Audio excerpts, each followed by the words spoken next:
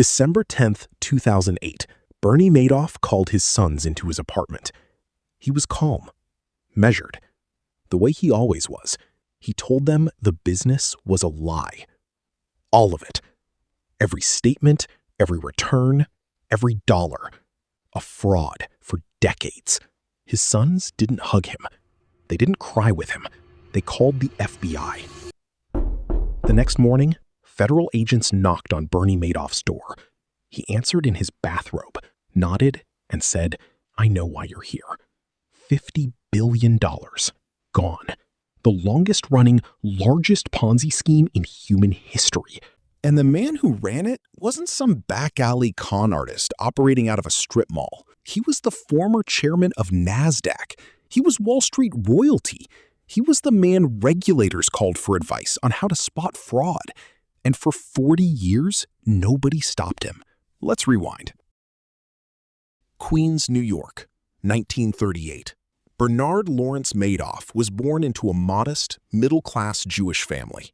Nothing flashy, nothing criminal. Just a kid from Queens with sharp eyes and sharper instincts. At 22, he started his own firm with $5,000 saved from working as a lifeguard and installing sprinkler systems. Bernie Madoff Investment Securities. It wasn't glamorous. It wasn't even technically on Wall Street. It was a one-man operation running out of a single office, with one employee, his wife, Ruth. But Bernie had something the old money firms didn't have: technology.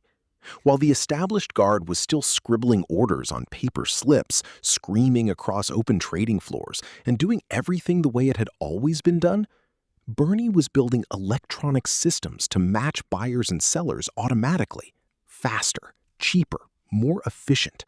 He didn't just use this technology, he helped pioneer it. He was one of the founding forces behind what would eventually become the NASDAQ stock exchange. Not invest in it, not trade on it from the outside. Help architect the thing itself. By the 1980s, Bernie Madoff was not just respected on Wall Street. He was one of its most decorated figures. He served as chairman of NASDAQ. He sat on regulatory advisory committees. He testified before Congress on how markets should be structured. He was the man other firms called when they needed to understand how modern trading worked. Competitors spoke about him with reverence.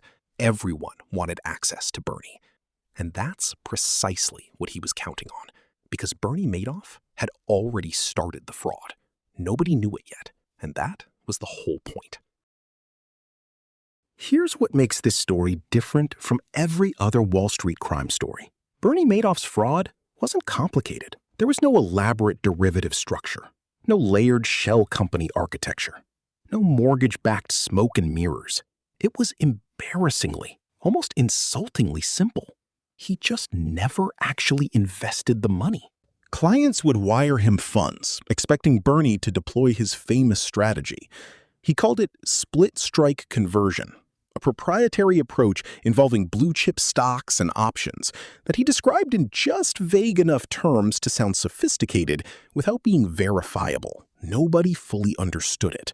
Nobody pushed for full clarity, because the results spoke for themselves. 10 to 12% returns every year. Bull markets, bear markets, the dot-com crash, September 11th, minor recessions. Didn't matter what was happening out there. Bernie always delivered. That consistency was the first red flag nobody waved. Real markets don't behave like that. Real markets are volatile, unpredictable, and occasionally catastrophic. Entire hedge funds built on brilliant strategies blow up when conditions shift. But Bernie's returns were like a metronome. Steady, smooth, unbroken. Every single quarter for decades. What was actually happening was this. New investor money came in. Bernie's team logged it, printed a fake statement, and used the incoming cash to pay returns to existing investors. No trades were placed, no strategies were deployed, no stocks were bought or sold on behalf of clients. Just money flowing in one door, carefully redistributed out another. A classic Ponzi scheme, named after Charles Ponzi, who ran a remarkably similar operation in Boston in 1920. Bernie didn't invent anything new. He just ran it bigger, longer, quieter, and with a far better reputation as cover. His operation occupied 2 floors of the Lipstick Building in Midtown Manhattan. The 17th floor was the legitimate trading business. Real trades, real clients, real records. A functioning market-making operation. The 19th floor was the fraud. A separate office, a separate computer system, a dedicated team of back-office staff. Their sole purpose was to fabricate. Fake trade confirmations, fake account statements, fake portfolio valuations, all printed on real letterhead, all mailed with real postage, all filed with real precision. Because to the people who worked there, it looked exactly like a real business. Because Bernie had made it look exactly like one. Most of his own employees on that floor had no idea what they were actually doing. They thought they were processing legitimate trades. They were processing fiction. And the operation ran so cleanly that Bernie only had to manage one thing: make sure new money came in faster than old money went out. For 40 years, it worked. The Believers. Now, here's where this story stops being a crime story and starts being something more uncomfortable. Bernie Madoff didn't advertise. He didn't cold call. He didn't run campaigns. He didn't court press coverage. He didn't even have a public-facing website for the investment advisory business. You couldn't simply approach Bernie and ask to invest. He had to invite you. And he was known to turn people down, even wealthy, connected, credentialed people. That exclusivity was the most effective con in the history of modern finance. People begged to get in. Serious, sophisticated institutional investors, the kind who managed billions for a living, pulled every string they had just to secure a meeting. And if Bernie said no, they tried harder, sent better introductions, came back with bigger checks in hand. Because if Bernie Madoff was managing your money, it signaled something about who you were. It was a status symbol, a membership card to the most exclusive club in finance. And that psychology made people stop asking questions they absolutely should have asked. So who actually got in? Banks, major hedge funds, sovereign wealth funds, family offices. Fairfield Greenwich Group, one of the largest feeder funds, channeled $7.5 billion into Madoff accounts. Banco Santander, the Spanish banking giant, $3.1 billion. HSBC, $1 billion. BNP Paribas, nearly $500 million. These weren't naive retirees who didn't know better. These were professional institutions with entire departments of analysts, risk managers, and compliance officers whose only function was to ask exactly the kind of hard, uncomfortable, math-based questions that would have unraveled the scheme in an afternoon. They didn't ask because the returns were there every quarter, and nobody wants to be the person who questions a winning streak.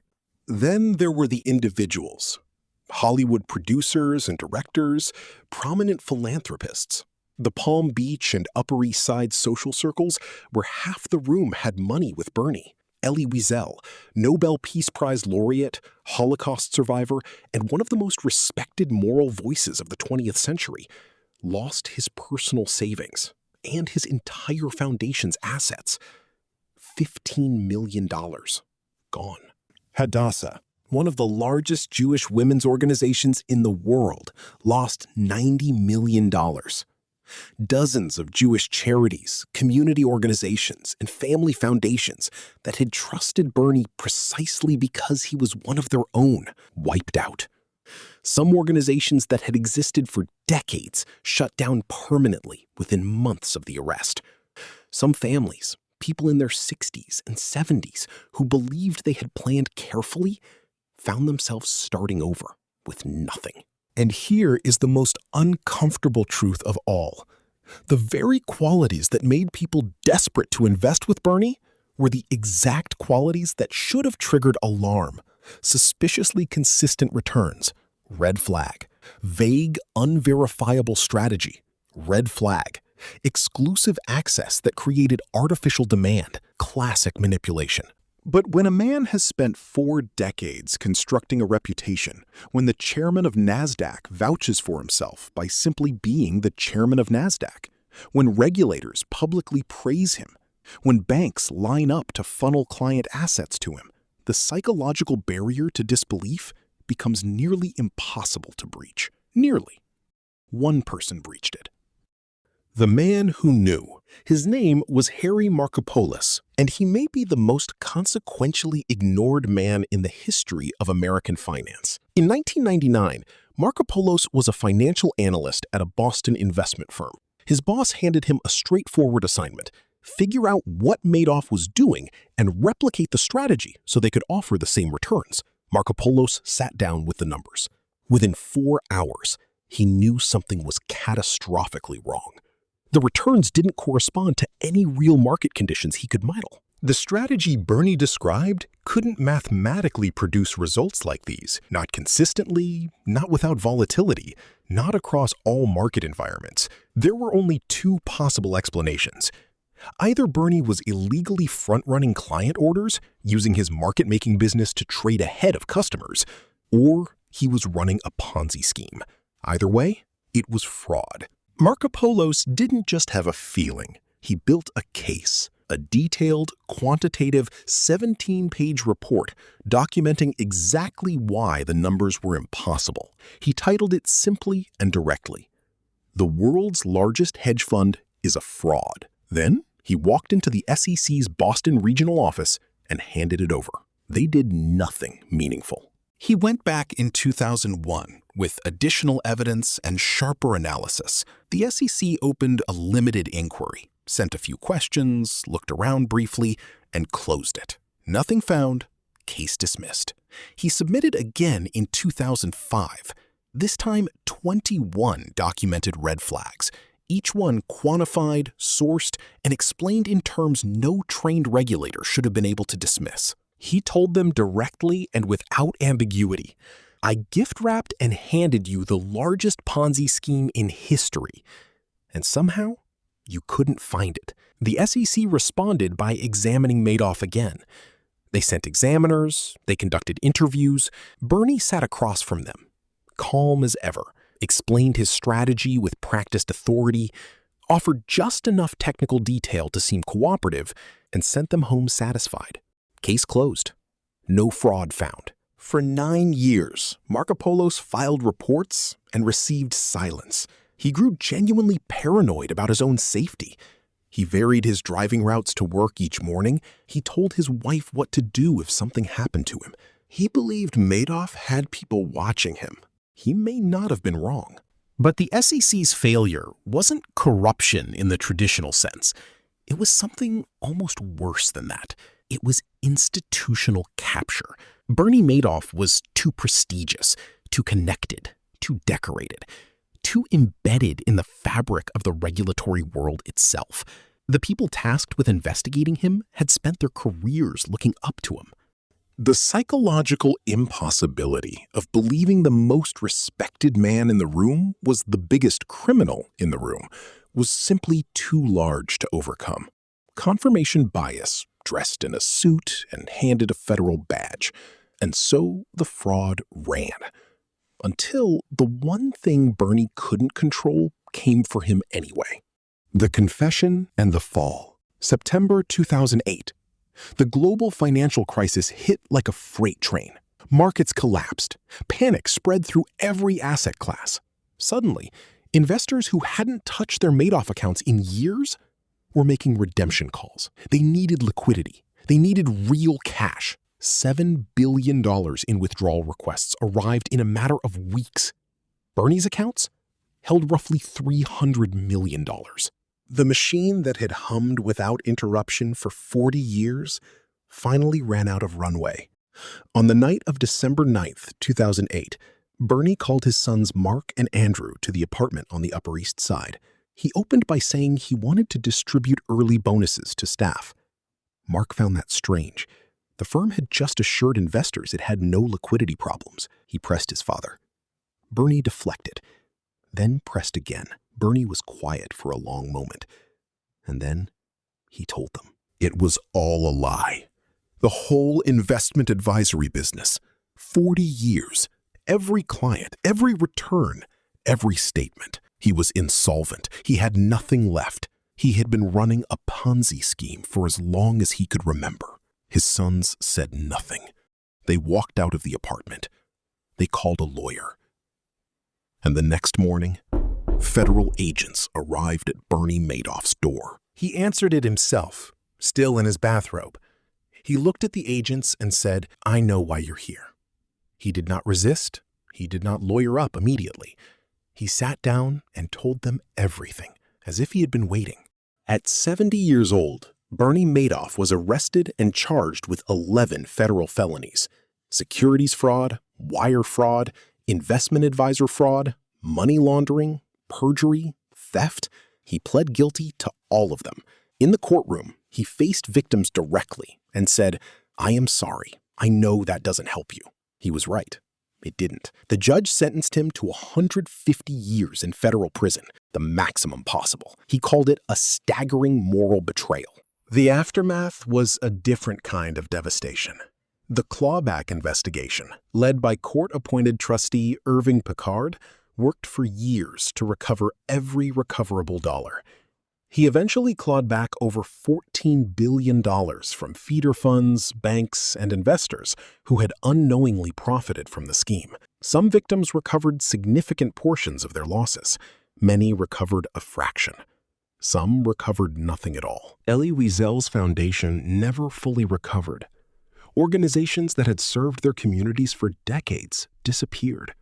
Retirees who believed they were financially secure discovered they had nothing and no time left to rebuild. A Florida investment manager who had directed client funds to Madoff died by suicide 2 days after the arrest. He was 65 years old. He had trusted Bernie Madoff completely. Bernie Madoff died in federal prison on April 14, 2021. He was 82 years old. He served 12 years of his 150-year sentence. The moral twist here is what we are left with. The man who was supposed to be caught by the regulatory system was reported to that system 9 separate times over 9 years. The man who actually identified the fraud was a private analyst no one listened to. The institutions with the greatest resources and the highest obligation to do due diligence asked the fewest hard questions. And the exclusivity, the prestige, the decades of manufactured credibility, the very things that made people desperate to give Bernie their money, those were the weapon. Bernie Madoff didn't con desperate people with nothing to lose. He conned some of the most sophisticated financial institutions on the planet. He conned banks that employed armies of analysts specifically to avoid being conned. He conned a Nobel laureate. He conned Holocaust survivors. He conned the system that existed precisely to stop him. And the system's response when it finally caught him? 150 years. A number designed to sound decisive. No bank executive faced criminal charges for routing billions into a fund full of documented red flags.